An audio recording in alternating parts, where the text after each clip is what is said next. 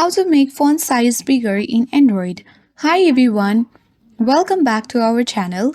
This is Rose and I'll guide you to make font size bigger in Android phone. Without further ado, let's begin. Launch Settings application on your phone.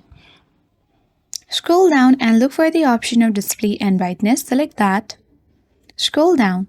Now choose the font option.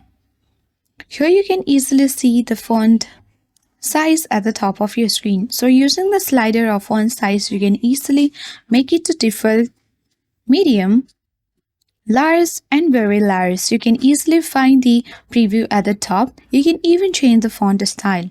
Once done, tap on the apply button at bottom of your screen, and with that you can see that the font size has finally been bigger.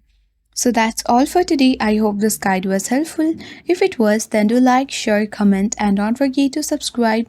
Thanks for watching and I'll see you in the next video.